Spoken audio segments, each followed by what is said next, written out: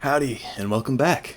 So, I finally remembered my YouTube password, and today we are going to be going over the 2026 Senate elections with who I believe to be the strongest Democrat and the weakest Republican in each of these states, and I will do the inverse, hopefully before too long. I definitely want to be consistent making content here. So, as we well know, there are a bunch of states that are just going to go one way or the other, no matter what, no matter how you cut it. Even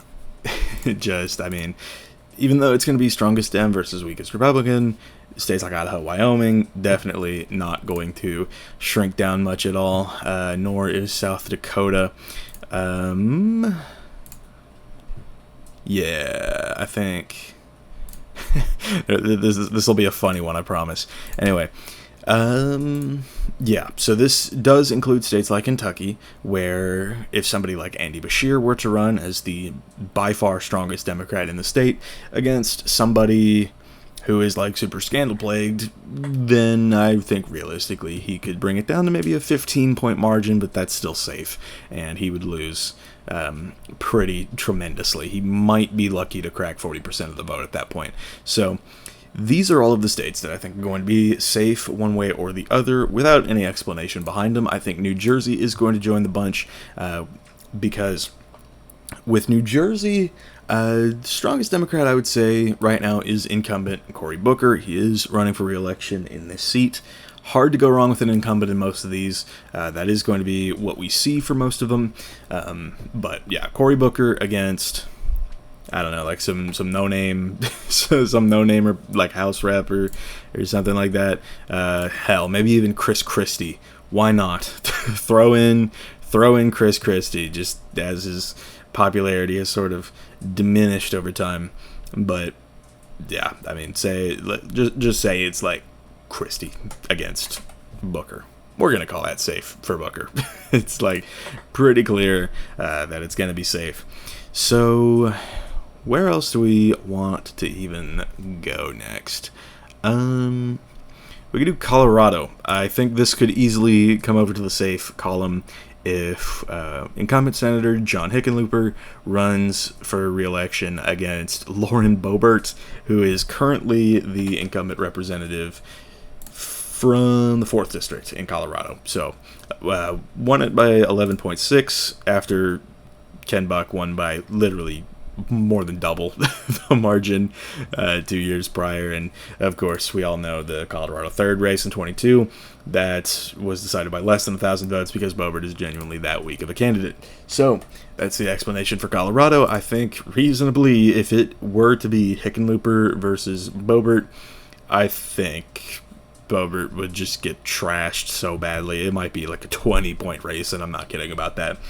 Next on the list, we've got... Let's head over to Virginia, why not? So, Virginia, the Senate race in 2026, of course, is going to be incumbent Senator Mark Warner. I do believe he is the strongest Democrat to run for this seat. And for the weakest Republican, without a doubt, it's going to be Winsome Earle-Sears, currently running for governor in the state. She is on track to get blown the hell out, and I mean, that's really no surprise to anybody. I mean, Virginia is probably going to vote to the left in New Jersey this year, and that's not an exaggeration. So if Warner, popular incumbent senator, runs against Winsome Earle-Sears, safe blue for Virginia, of course. Like I said, just to reiterate a bunch of times, because I do get comments, this is the strongest Democrat versus the weakest Republican. So, strongest Democrat in this case, Warner. Weakest Republican in this case, Sears. There you go. No other explanation needed, really. So, Minnesota is going to be next on the list to join the safe category. The only reason it's here at all is if, like, I don't know, somebody like popular in the state, somebody like, I don't know. We'll go Tim Walz here. Governor Tim Walz, if he decided he wanted to run for this Senate seat. And it only gets into the safe category because the MyPillow guy has announced a bid to challenge Walz in the concurrent governor's race. So this is basically just that copy pasted over onto the Senate race. So that's that's an interesting hypothetical there. Next on the list, we're going to go down to New Mexico. I think incumbent Senator Ben Ray Lujan, not so battle tested. If we look back at his 2020 race, he did win his Senate race by about 4.5 points less than Biden won by. And Mark Ronchetti, I don't know enough about this race, but I don't know. It's like a win by this small of a margin. I mean, his 2020 margin was like 1/10 of a point better than Harris's 2024 margin. So, would I still say he's the best? Probably. I don't think there's any other prominent Dems in the state that could be better than him, except his fellow Senate partner, Martin Heinrich. He's very, very strong incumbent. But, yeah, I think this, against a particularly weak Republican, if we were to say, like, somebody like, how the hell do you say? Kloshishiliaj. Right. Against them, then I think Ben Ray Lujan probably wins by, like, I don't know, 10 something. What did this go by in 22? Safe. Okay, maybe this isn't the candidate to choose. But, yeah, I mean, overall, New Mexico, kind of hard to gauge. Not many to really pick from there. Although, I mean, maybe Deb Haaland could run in the state, but nah, just sort of, I don't know. I think incumbency is going to maybe put Lujan over the line. So that's going to wrap up the safe states. I already dipped into the likely states, thinking this one might have been safe. But the likely states, let's go with... Let's start in Montana. I think that if this were to be former Senator Jon Tester re-entering the race, and then Daines somehow loses the primary to like Matt Rosendale, this could shrink down, but at that point, Tester would not have the incumbency advantage. He'd probably lose by about the same amount. So, you know, maybe like a 6 to 7 point race in Montana here. Next on the list, we can go to Nebraska. This one would be basically, there's no real strong Democrat here. So I guess the best thing to say would be strongest opposition to the GOP. And that would be, as we all know, I almost said incumbent, independent challenger Dan Osborne for the opposition to the GOP here. But the Republican in this race definitely wouldn't be Ricketts. Ricketts is a very, very strong contender. I don't know who else I would put here. I'm gonna be real.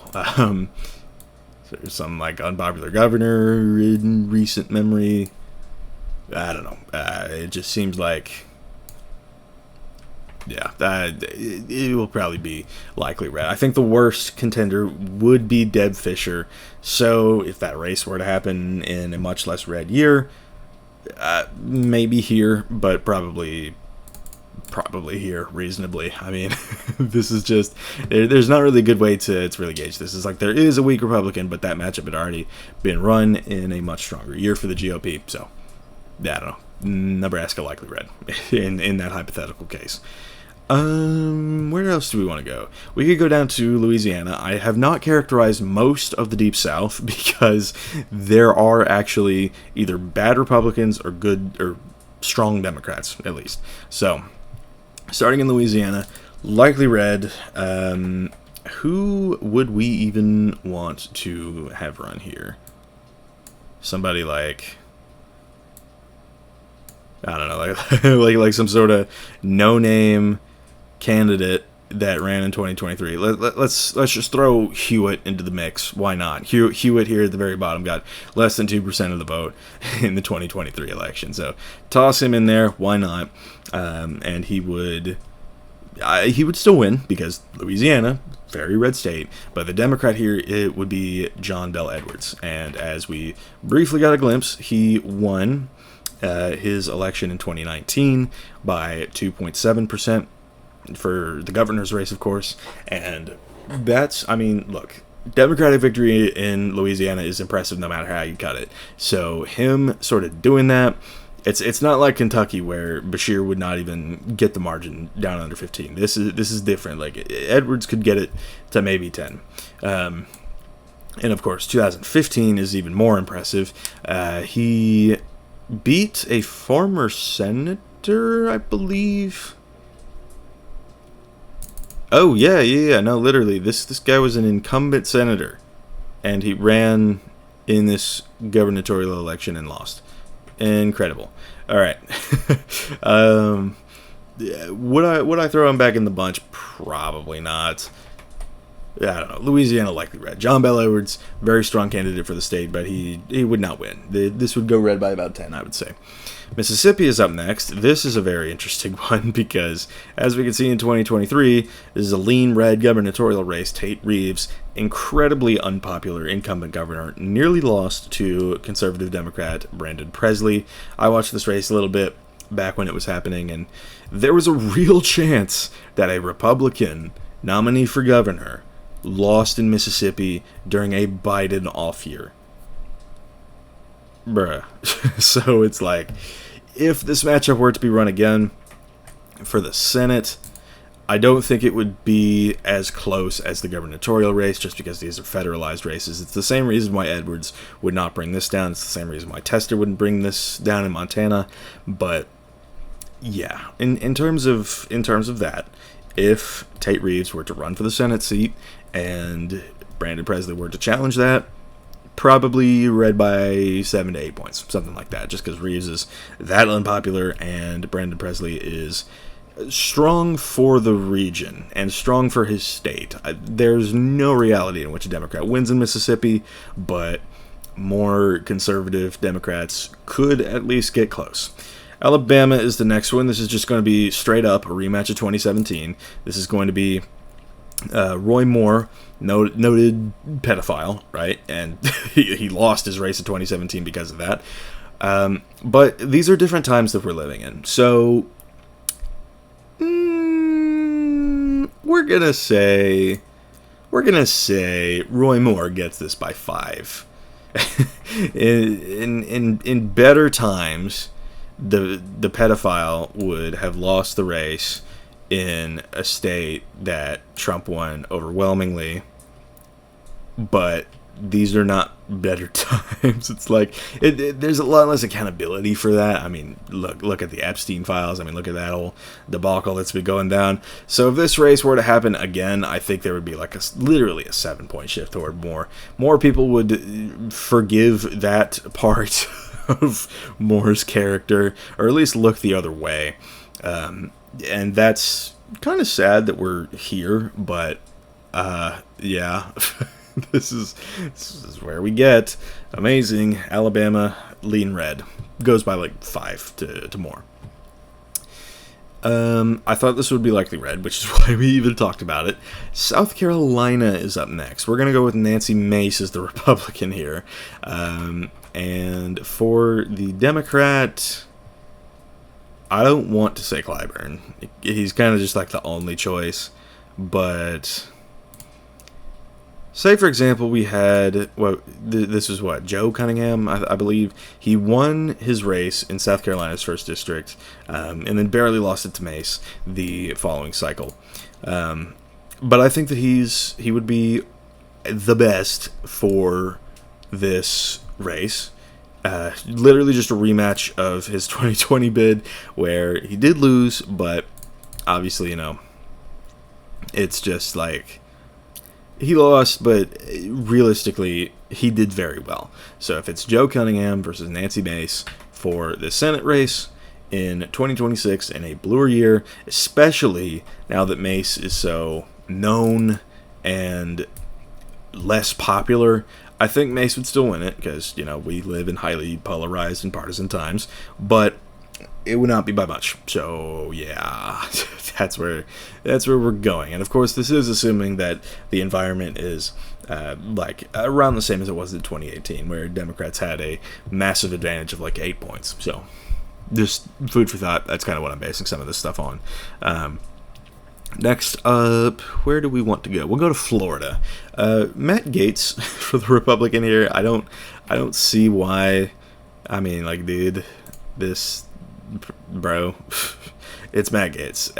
He is scandal-ridden to hell, and yeah, is this Roy Moore in Alabama's first? No. Okay, I was just making sure. I thought about it for a moment. ADHD kicked in. Anyway, so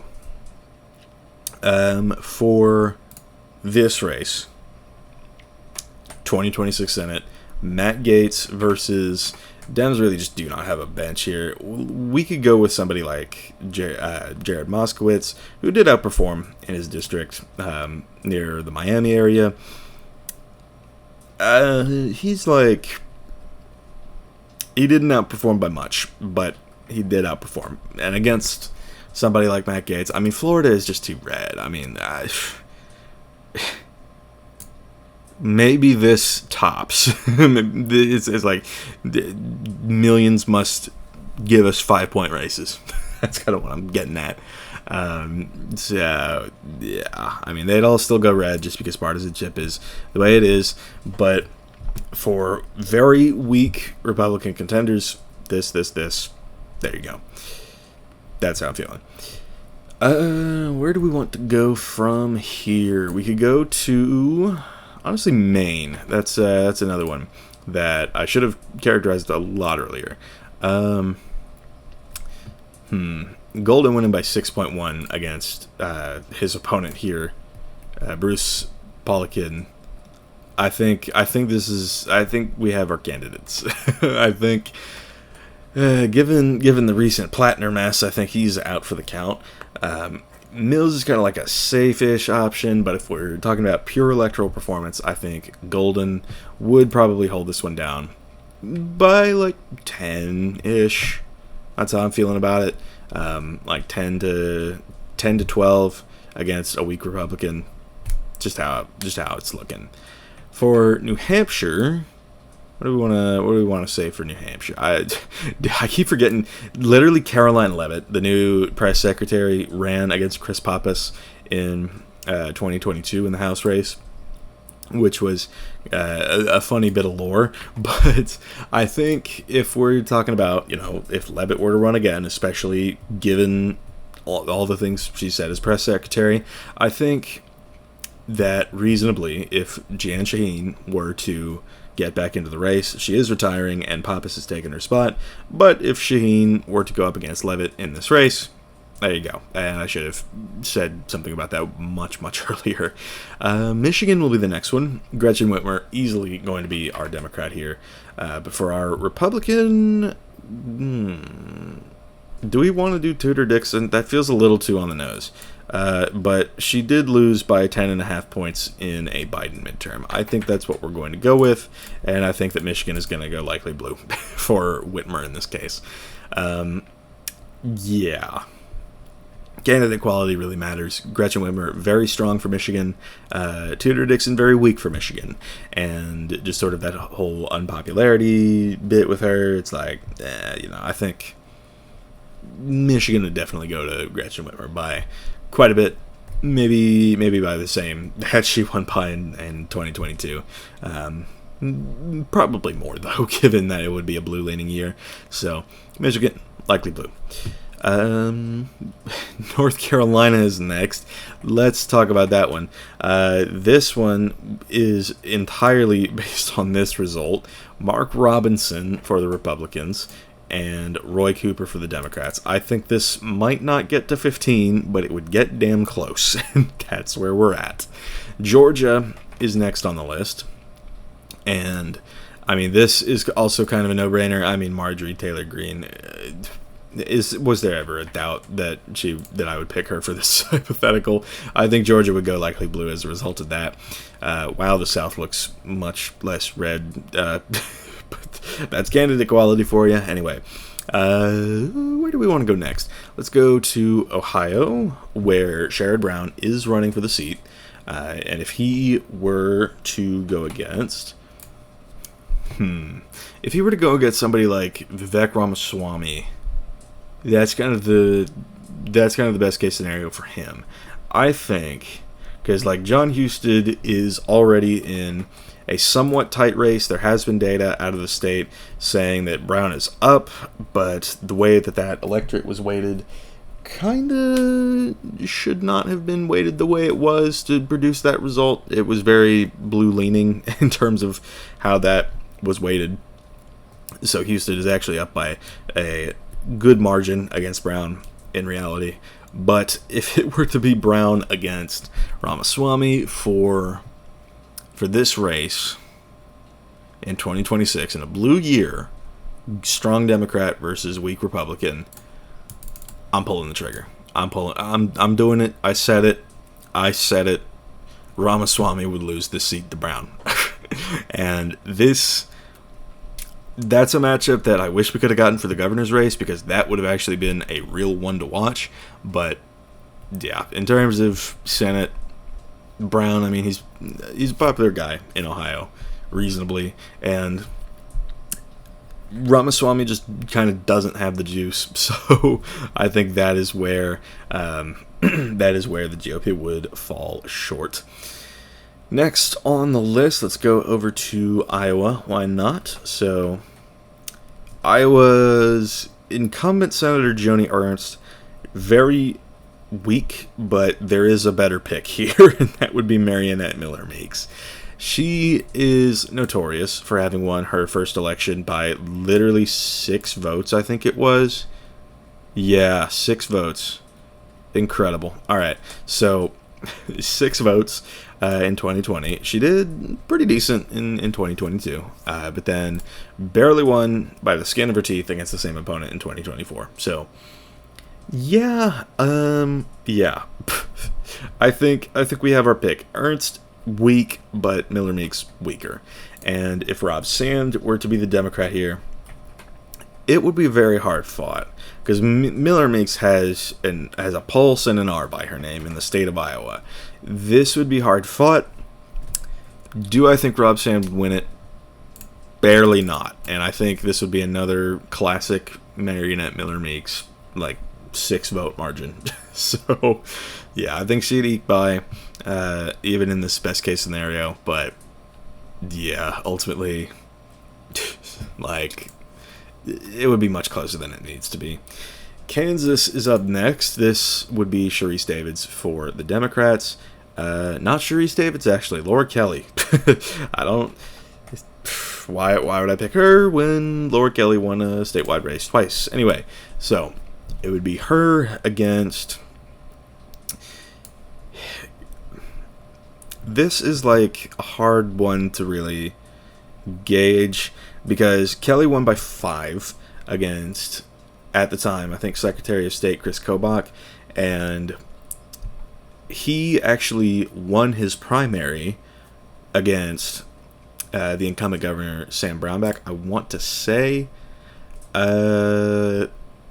no. He beat incumbent governor Jeff Collier. I forgot. Okay, so the thing is, Brownback, I know, was not popular.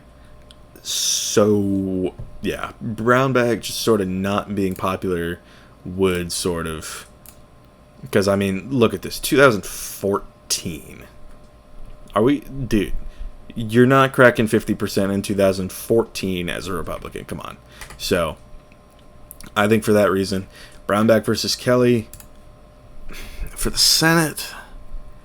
I don't know. Brownback's got so much baggage, and Kelly is a strong candidate, but I just really don't see Kansas going blue on the federal level at all. I think Brownback would win. It would be very close, maybe like a point or two, something like that. yeah, that's why candidate equality really, really matters. Next on the list is Alaska. And Alaska, of course, this would be Mary Peltola against, right now, she is running against incumbent Senator, if I could ever, we're on the governor's tab, Senate, please, there we go. Currently, she is running against Dan Sullivan, who is the incumbent, outperformed Trump in 2020. But ultimately speaking, if we were to say like a weak Republican, the Lieutenant Governor Nancy Dahlstrom in the state is not as popular. I'm going to say that. She is sort of like, she's sort of notorious in Alaska. And yeah, I mean, she did try to run in 2024. And then lost the primary, so that was kind of cool for her, I guess.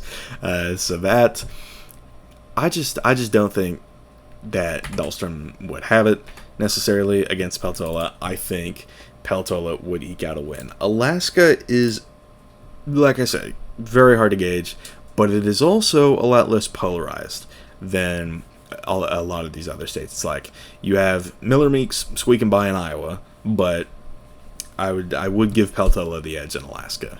That is where I think it could happen if the Republican was weak enough and if Peltola ran a strong enough campaign. So that's what I think is going on in Alaska. And for the last state here, it's my home of Texas. I love to end on this one.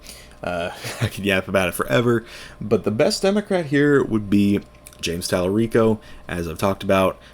Just sort of has a strong appeal, and that's what I think we would get out of that. So Democrat James Talarico versus Republican Ken Paxton. Paxton, if you know, you know. He's very scandal-ridden, and he would... It's like if there was any Republican that could lose a Senate race in Texas, it would be Paxton. And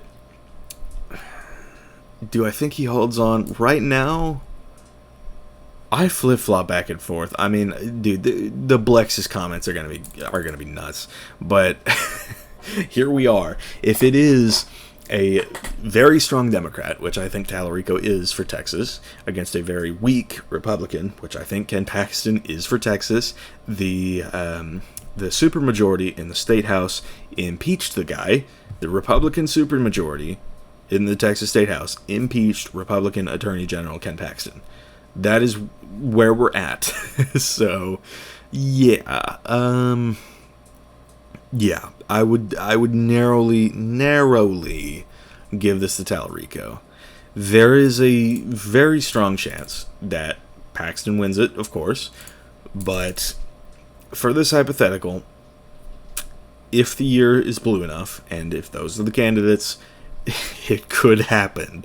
So, I mean, take all of these states that are like leans with a grain of salt. I mean, Alabama has extenuating circumstances with, obviously, the candidates that I chose being Moore, who lost the race for being a pedophile in 2017. South Carolina, Nancy Mace for being just sort of notorious and not in a good way for a lot of voters there. And Florida, of course, for Matt Gaetz, same deal as Alabama, pretty much. So that's kind of where that ends. So, I mean, this really stresses the importance of candidate equality, because if Republicans are running terrible candidates across the board, then this could happen, and Democrats could retake the Senate majority after 2026. Do I think that's really going to happen? Probably not at the moment. I think right now it will be 49-51 favoring the GOP. I think Texas might go red, and it really does all hinge on how blue the year is. So, for this, just throwing out numbers. So, that's where we're at. Yeah. I can't wait to read the comments on this one. Anyway, that is going to wrap up. I will be back hopefully soon enough with the Republican version of this. Oh boy, do I have plenty to say in that one for some of these states. But yeah, with that being said, thank y'all for watching, and I will see y'all later.